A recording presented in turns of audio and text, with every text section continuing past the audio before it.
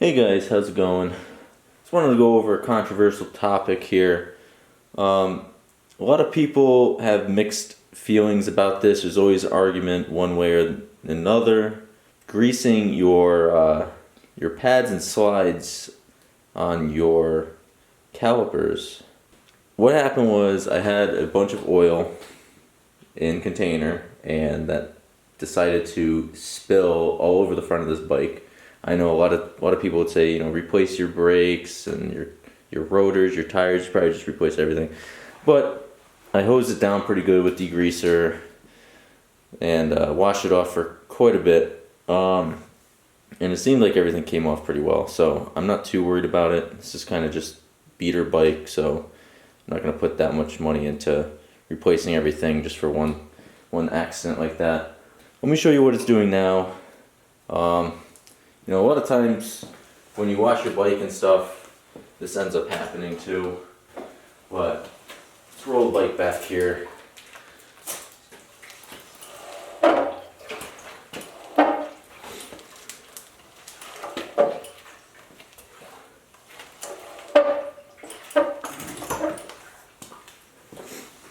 So I'm sure you could probably hear that, and on the road, when you're riding around with that, it is not pleasant at all. You sound like an 18-wheeler coming down the road.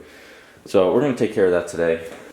So I just put the bike up on, simple spool stand. Nothing fancy.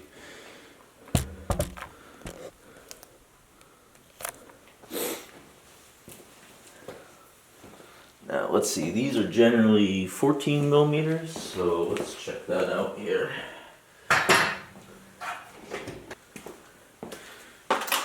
Alright, so you're going to want a 3/8, let's see, probably 14, maybe 13? No, maybe not 14.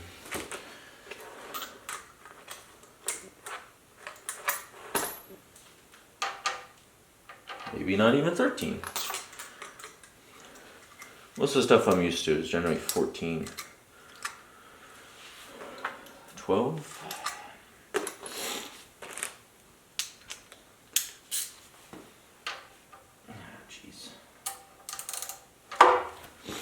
This crazy brake line setup that I have, we're going to need an extension on here. Not a big fan of this brake line setup that I have going on here. What I did was I accidentally bought brake lines for the SV and just added some length for moving the controls and stuff around. Everything kind of, ends up being different once you do the front end conversion.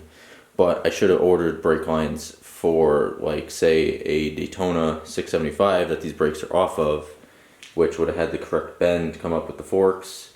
And obviously this looks kind of hokey here, but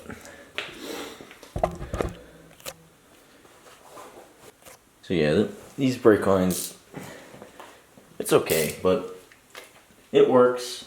I'd like to change it at some point if I do end up keeping this bike, but I don't know, we'll see. So I'm gonna just break these loose. Oh god, I bet these things are stuck on here too.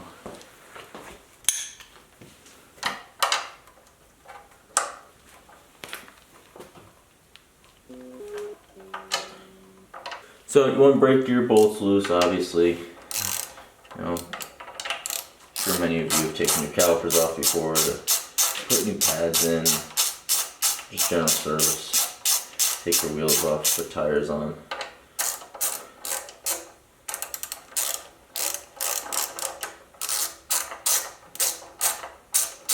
See, this is why this brake line is kind of shitty.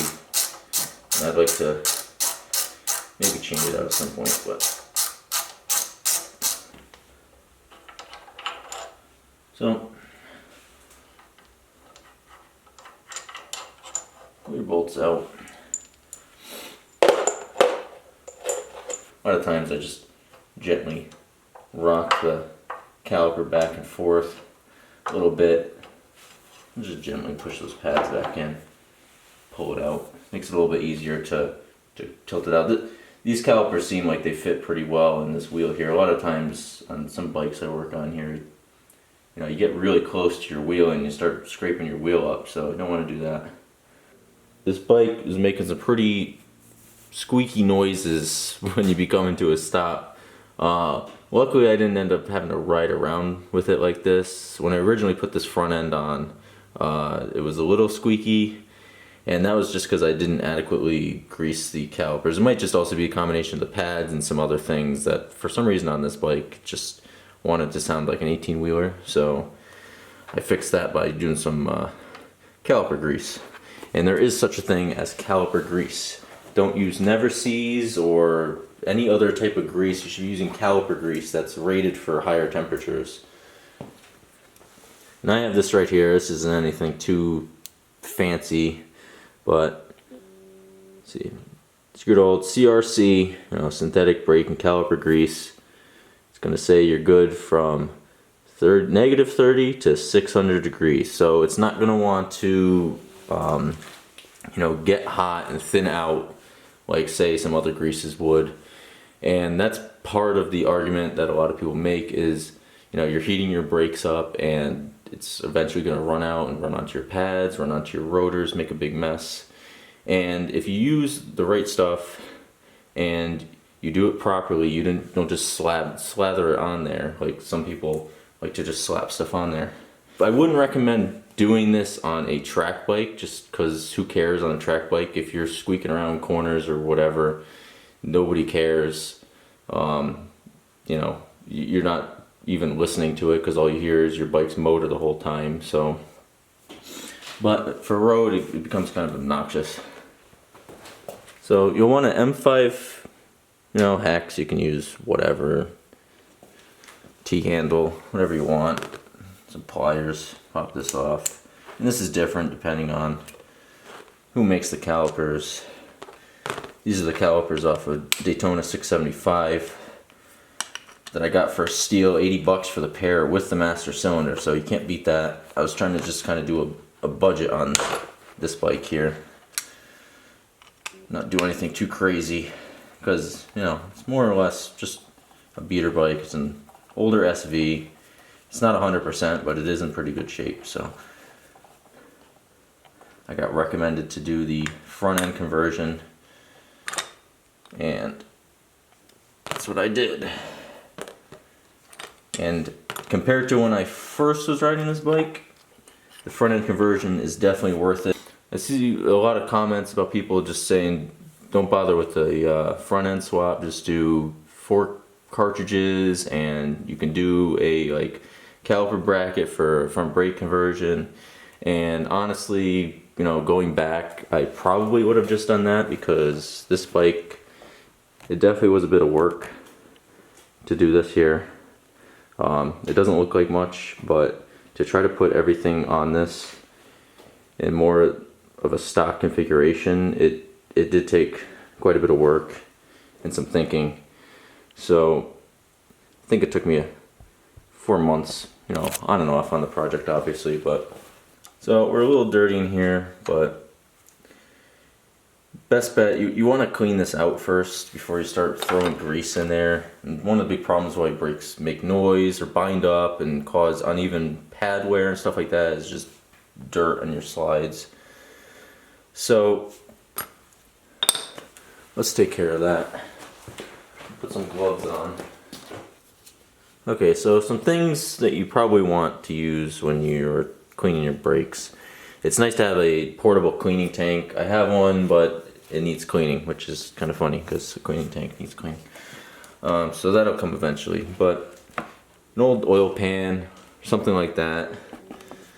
And then you want some degreaser. So I kind of swear by this stuff. I saw Del Boy using WD-40 degreaser and stuff like that. I decided to try it out because Home Depot sells it and it's fairly cheap. And this stuff, for the price, it definitely works, and it usually dries pretty fast, and it cuts through a lot of the grease and stuff pretty well. So spray this on here. You don't have to go too crazy. Hose it down a bit. And generally, most of these degreasers are safe for seals and stuff like that. More or less, you can always look and see what it says it's safe for, but a lot of degreasers are safe for for rubber because they know that you're going to be using it on stuff that includes rubber seals and stuff like that. So, and then you just want like a soft bristle toothbrush, and you can buy a pack of like 10 of these or something from like BJ's or any sort of store like that. They generally sell like a pack of 10, and you can just keep them around the garage for cleaning stuff like this. The soft bristles are nice because you're not gonna braid anything or ruin your seals, but you can get down in there and really scrub this clean. The pads slide against these flat areas down in here, so you want to make sure those are nice and clean. So clean those off really well. And it's always good to kind of clean around your piston cups as well, around where the seals are. You can just get the junk out of there while you're in here. Be good. Let's put that down. And let's go get something to clean this off with. And then just go get a rag, or a microfiber, whatever. I generally use microfibers for things that I probably shouldn't be using microfibers for. Kind of a waste sometimes, but they do a nice job. So down in there and clean that. Wipe all the old grease off, or the degreaser. Wipe your degreaser off.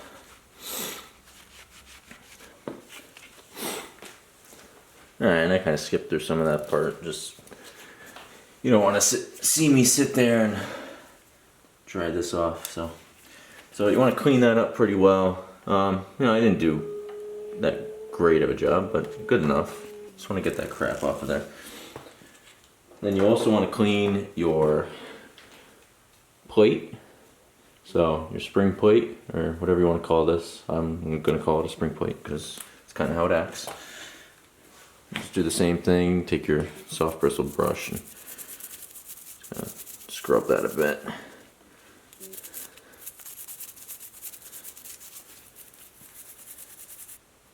So clean that up a bit. Not the greatest, but it'll do. And then you want to clean your pin. So this bike, well, these brakes that I have on this bike only use one main pin, so I'll scrub that up.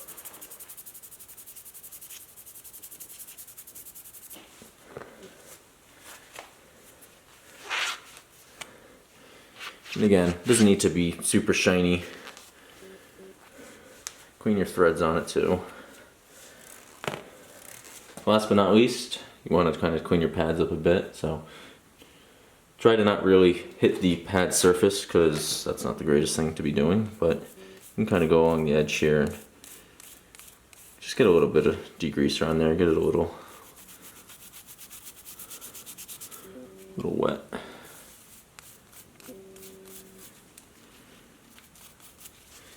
Get that junk off the edge of the pad there. And just wipe that down. Okay, so once everything's all cleaned up, you want to take your caliper and look inside there and see what surfaces are contacting the pads. So obviously those flat sides over there, a little hard to see, it's dark, but those flat pieces. That's about it on the caliper besides the piston cups obviously, but I have before, and on cars I usually apply some grease to the back of the pads, but I think I kind of just went against that. More or less these are copper, it kind of helps take up a bit of that, and some pads even have backing plates that help with vibration. Overall, I don't think it's too critical to be putting grease on that part of it. I haven't really noticed too much difference with that. So another thing I learned from Del Boy's Garage, which I'm a pretty big fan of how he does a lot of his things. If you guys don't know who he is, I'll link him down below. He does a lot of different motorcycle related things and has tons of videos over the years, but he uses a small flathead screwdriver generally, and this won't focus, but you know what a small flathead screwdriver is. He'll apply his grease with a small flathead screwdriver instead of using that clumsy big brush in there. And I never really thought of this before, but it's something so simple that makes it so much better. So you just want to take a little glob of grease and take your pad. Hopefully this is in focus. Just go ahead and apply your grease nice and thin. Keep it away from the pad surface, but just like so, right on the side there. Do the same on the other side.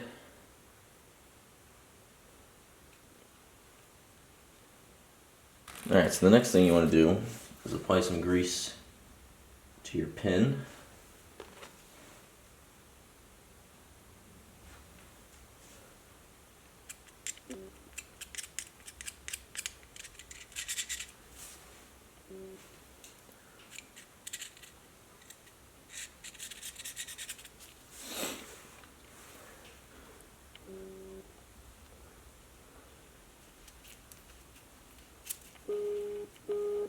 And then you also want to apply grease to that spring plate.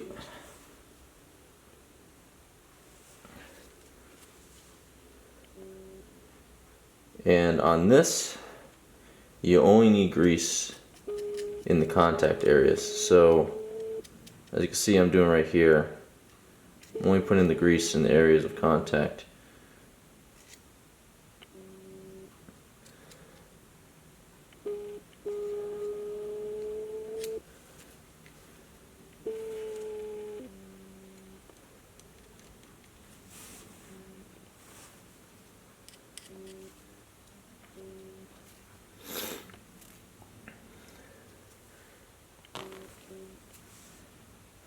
Another thing to do is apply some copper never seize to the thread on this. Right? And you only need a little bit. And that'll make it so next time when you're in here goofing around with it, you're not killing yourself trying to get the pin out. Because if you wash your bike a lot or ride in weather, corrosion will happen in there. There's going to be some water or whatever that'll get in there. So never seize will help with that, and the copper is better for higher temp, like brake situations. So now what you want to do is put your pads in, and this is always kind of fun. So you orient your pad, slide it into position, you put your pin in.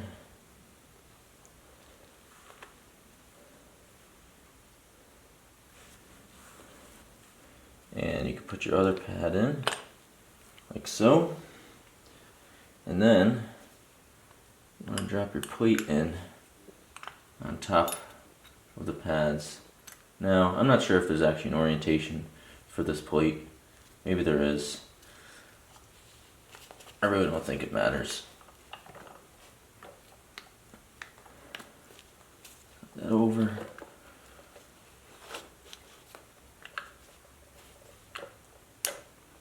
Push that over.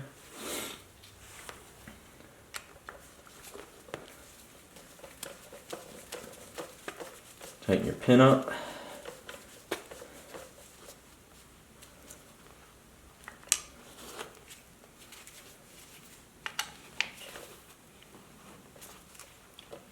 Make sure it's good and tight.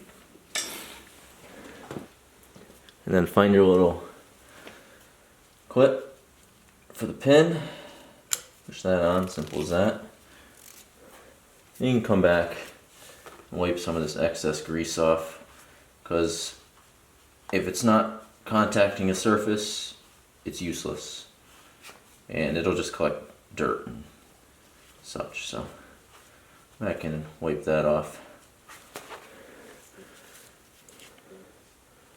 And then just spread your pads apart, like so.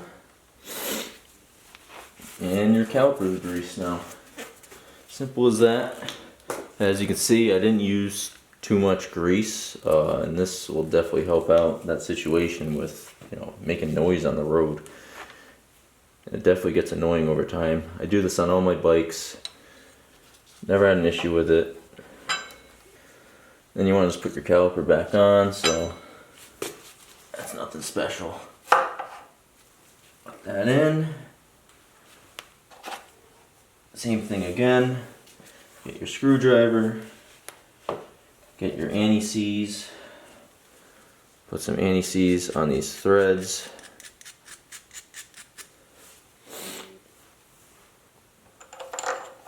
Slide it down in.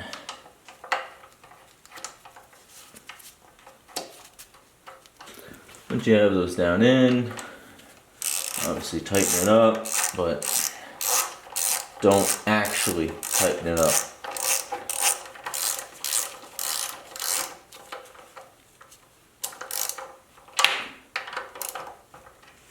So on this bike, I don't have any locating pins in the forks to locate the calipers on.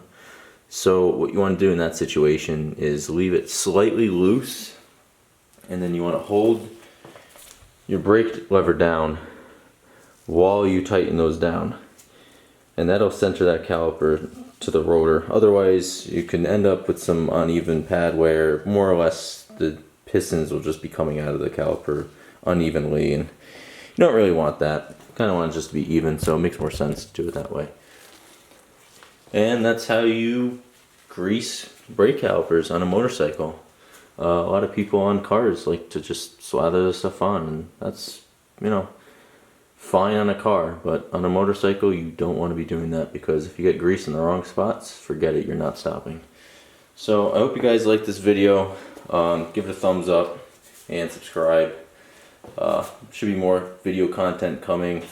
This is my first video on motorcycle related content, so please bear with me. I gotta get through all the editing and stuff like that, and camera setup.